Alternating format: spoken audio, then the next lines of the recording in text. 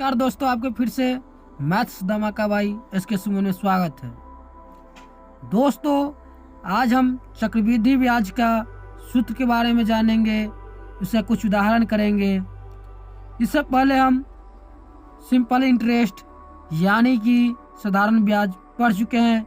यदि आप वो वाले वीडियो नहीं देखे हुए तो आपको डिस्क्रिप्शन में प्लेलिस्ट की लिंक मिल जाएगी, आप वहां से जाके देख सकते हैं, समझ सकते हैं। दोस्तों, आज हम चक्रवृद्धि ब्याज यानी कि कंपाउंड इंटरेस्ट यानी कि चक्रवृद्धि ब्याज के बारे में हम पढ़ेंगे, समझेंगे। तो चलिए सबसे पहले हम इसका सूत्र देख ले रहे हैं कि इसका सूत्र होता क्या है, किसका, चक्रवृद्धि ब्याज का। तो चक्रवृद्धि ब्याज की जो सूत्र होती है वो मेरा होता है चक्रवृद्धि ब्याज यानी कि सिंपल इंटरेस्ट। चक्रवृद्धि ब्याज कंपाउंड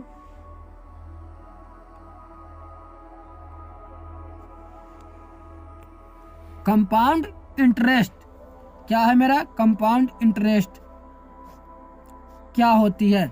ये जो होता है मेरा सिंपल ब्याज की तरह ही इसको भी समझेंगे। यानी कि कंपाउंड इंटरेस्ट कहने की मतलब ये हो जाती है कि मेरा जो है,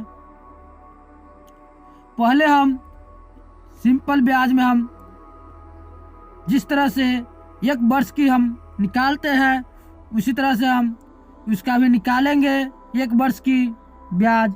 उसके बाद ब्याज को हम मूलधन में जोड़ देंगे, उसका जो ब्याज निकलेगा वही कंपाउंड इंटरेस्ट कहलाएगा। एक एक वर्ष के लेकर हम चलते हैं।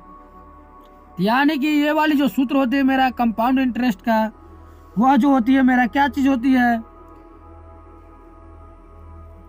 वह होती है प्रिंसिपल इंटू 1 माइनस R बटा 100 इंटू N घटाओ P।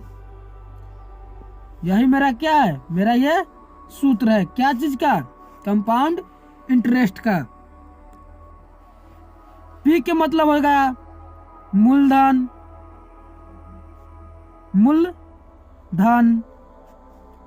R की मतलब दर यानी कि रेट, P प्रिंसिपल, N की मतलब समय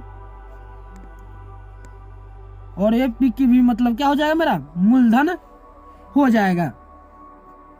चलिए हम पहले एक उदाहरण से हम इसको समझ ले रहे हैं। उदाहरण से ही हम समझेंगे कि इसका सूत्र का प्रयोग हम क्यों करेंगे।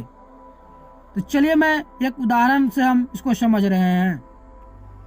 मेरा इसमें एक उदाहरण दिए हुआ है, क्या चीज की, आर्थी ने किसी बैंक से 5% वार्षिक ब्याज यानी कि चक्रवृद्धि ब्याज है, क्या है मेरा 5% चक्रवृद्धि ब्याज की दर से 8,000 रुपये 2 वर्षों के लिए लिए। निश्चित अवधि के बाद, निश्चित अवधि कहने की मतलब है कि वह दो वर्षों के लिए लिए है तो 2 वर्षों के बाद ही उसको देना है, न उससे पहले न उसके बाद में, उसको 2 वर्ष में ही चुकाना है। तो कह रहा है कि वह कितना चक्रवृद्धि ब्याज के रूप में देगी। इसमें क्या चीज दिया हुआ है मेरा, जिस तरह से हम सिंपल इंटरेस्ट में लिखते थे ठीक उसी प्रकार से इसमें भी लिखेंगे। तो इसमें दिए हुआ है कि दर मेरा कितना है, रेट 5%। उसके बाद क्या है मेरा, मूलधन कितना है 8,000 रुपये, मूलधन कितना 8,000 रुपये, और समय 2 वर्ष, समय 2 वर्ष। देखिए दोस्तों, सबसे पहले हम इसको सिंपल इंटरेस्ट से बनाएंगे, उसके बाद हम इसको चक्रवृद्धि ब्याज पर उतना ही हम लाके दिखलाएंगे। तो चलिए हम यहाँ पे 2 वर्ष है तो पहले हम 1 वर्ष के निकालेंगे, उसके बाद हम उसमें ब्याज जो निकलेगी उस ब्याज को क्या करेंगे, हम मूलधन में जोड़ देंगे।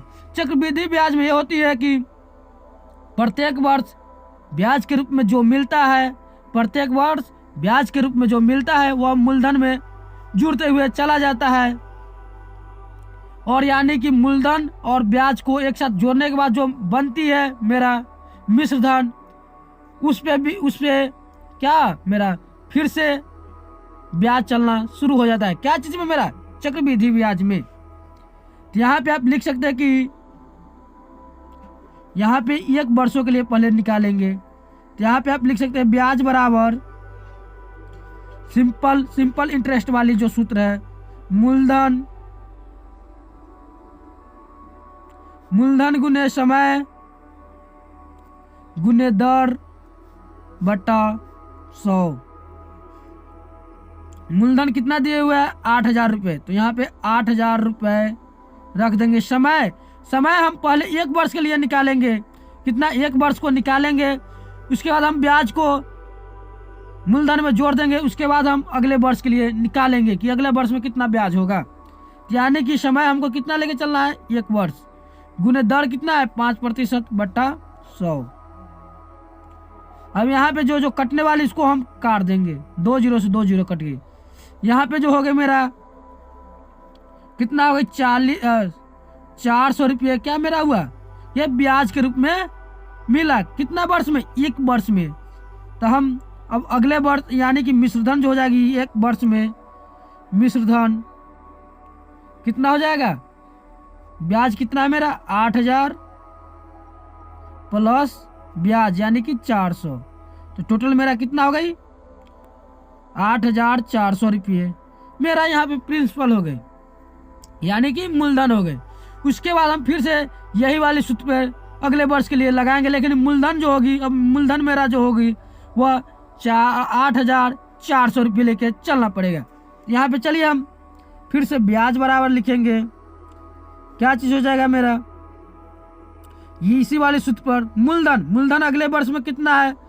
8,400 रुपये। तो यहाँ पे 8,400 गुने अगले वर्ष यानी कि अगला कितना भी है 1 ही वर्ष से हम गुना करेंगे। गुने दर जो है मेरा दर कितना है मेरा? 5% है तो 5% डालेंगे बट्टा 100। अब यहाँ पे जो कटने वाली इसको काट देंगे। 2 जीरो से 2 जीरो कट गई। मेरा कितना हो गया जी? ये जो हो गई, मैं 84 में 5 से गुना करूंगा तो कितना हो जाएगा? 5 चौके 20 हासिल 2, 8 पंचे 40 और 2 42, यानी कि 420 रुपया मेरा अगले वर्ष में ब्याज हो जाएगा। क्या हो जाएगा मेरा? ब्याज हो जाएगा। तो यानी कि टोटल जो ब्याज होगी, टोटल ब्याज जो होगा मेरा पहले वर्ष की ब्याज अब प्लस दूसरे वर्ष की ब्याज, पहले वर्ष की ब्याज जोड़ दूसरे वर्ष की। तो पहले वर्ष में कितना मेरा निकला है?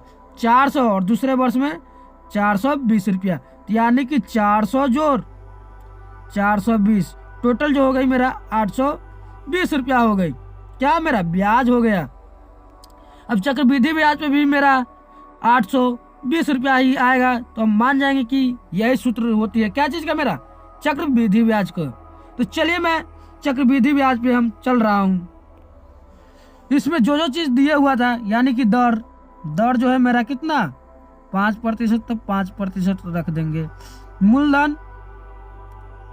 मूलधन कितना है मेरा? 8,000 रुपये, तो 8,000 रुपये डाल देंगे। समय 2 वर्ष, तो 2 वर्ष डाल देंगे। 2 वर्ष रख दिए। उसके बाद चक्रवृद्धि ब्याज जो होती है कंपाउंड इंटरेस्ट, वह क्या होती है मेरा? Principal into 1 plus rate by 100 into 2n minus P, यानी कि मूलधन गुने 1 जोड़ दर बटा 100 की पावर कितना? n घटाओ प्रिंसिपल। यानी कि जो चीज अब मान है उसको हम रखेंगे। प्रिंसिपल मेरा कितना है? 8,000 रुपये।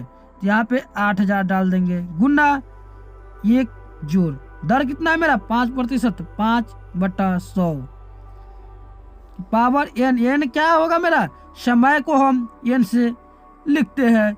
अभी जो सूत्र में लिखे थे क्या?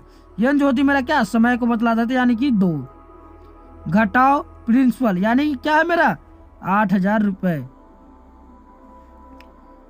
यहाँ पे हो जाएगी मेरा 8,000 गुने, ये इसको हम बट्टा की जोड़ करेंगे तो कितना हो जाएगा मेरा 105/100 की पावर 2 घटाओ 8,000। उसके बाद जो होगा मेरा 8,000 गुने 105/100, यहाँ पे जितना है उतना बार हम गुना कर देंगे। 3 रहता है उस समय 3 वर्ष, तो 3 लिखते हैं और 3 बार इसको हम गुना करते, क्या चीज को 105/100 की, 105/100 की 4 लिखा रहता है तो 4 बार, जितना लिखा रहेगा उतना बार हम गुना करेंगे, घटाओ 8,000। अब यहाँ पे ये कट जाएगी, ये घटाओ वाली है तो इसे नहीं कटेगा, इतना क्रिया करने के बाद इसको हम घटा देंगे, वही मेरा हो जाएगा क्या, ब्याज हो जाएगा। 2 जीरो से 2 जीरो कट गई, 1 जीरो से 1 जीरो कट गई। अब उसके बाद हम क्या करेंगे, 8 से 105 में गुना करेंगे, उसके बाद हम फिर से 105 में गुना करके 10 से भाग देंगे। तो चलिए मैं इसको गुना कर ले रहा हूँ, कितना 8, 105 और 105 को, तो है 8 में 105 से और फिर से जो भी आएगा उसमें हम 105 से गुना करेंगे तो मेरा कितना आएगा 8,820/10 घटाओ 800, सॉरी 8,000। अब यहाँ से जो कटने वाली है, सॉरी एक और जीरो होगी, कितना हो गई मेरा, ये जो हो गई 88,200 होगा, 88,200, तो 1 जीरो से 1 जीरो कट गई तो मेरा बचे कितना 820 घटाओ, सॉरी 8,820 घटाओ 8,000, यानी कितना हो गई मेरा 820 रुपया। यही जो मेरा क्या आया था, सिंपल इंटरेस्ट में भी वही आया था और इसमें भी वही आ गया, यानी कि दोनों जो मेरा हुआ क्या हुआ, सेम आया। इसीलिए हम समय के एन रखते हैं, यानी कि यहाँ पे जो है, यहाँ पे एन की जगह समय को मान रख के इसको हम जल्दी से सोल्व कर लेंगे। लेकिन यहाँ पे सिंपल ब्याज में एक एक वर्ष के निकाल के उसके बाद हम मिश्रधन को जो मिश्रधन निकालेंगे तब जाके मेरा ब्याज पता चलेगा। इसलिए हम ये वाले सूत्र का प्रयोग करके हम क्या करते हैं, चक्रवृद्धि ब्याज का हम ब्याज निकाल लेते हैं। यदि यहाँ पे मिश्रधन पूछ देता तो ब्याज कितना मेरा आया 820 रुपया, और जो मूलधन जो है मेरा कितना 8,000 रुपये, तो इन दोनों को हम आपस में क्या करते, एक साथ जोड़ देते। तो दोस्तों हम अगले वीडियो में फिर से हम कुछ और उदाहरण करेंगे, क्या चीज का, चक्रवृद्धि ब्याज का। यदि आप वो वाले वीडियो भी देखना चाह रहे हैं तो आप मेरे चैनल को सब्सक्राइब कर लीजिएगा, लाइक कर दीजिएगा और अपने दोस्तों के साथ भी शेयर कर दीजिएगा। तो हम मिलेंगे अगले वीडियो में, तब तक के लिए धन्यवाद।